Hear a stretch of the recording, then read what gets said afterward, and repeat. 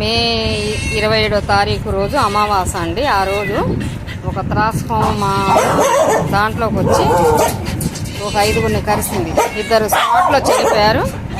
దీనికి మాత్రం ట్రీట్మెంట్ చేసిన సొల్లు కారుతుంది మొత్తం ఇట్లా. పడుకోమ్మా, పడుకో ఇట్లా సొల్లు కారుతూ ఉంది. ఎందుకో ఏమో తెలియదు పాపం. ఇట్లా సొల్లు కారుతూ ఉంటుంది.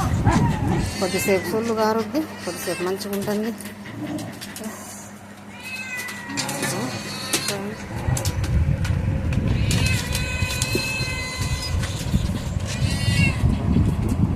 ఇట్లా సొల్లు కారుస్తుంది. ఎందుకు మరి ట్రీట్మెంట్ చేస్తూనే ఉన్నాము. ఏమిటో అర్థం కావట్లేదు. ఇక్కడ పాములు బెడద ఉంది మాకు బాగా. బ్లాకీ ఇట్లా సొల్లు కారుతూ ఉంటుందండి పాపం. ఏమో అర్థం కావట్లేదు.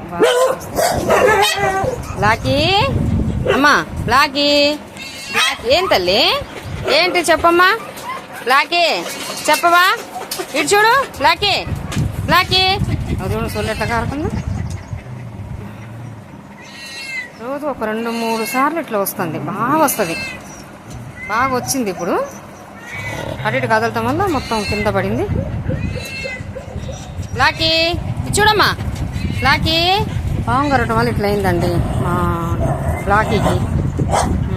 పాము కరవటం వల్ల ఇట్లా అయిపోయింది. సపరేట్గానే పెట్టాము, ఇప్పుడే వదిలినాం అనమాట. బ్లాకీ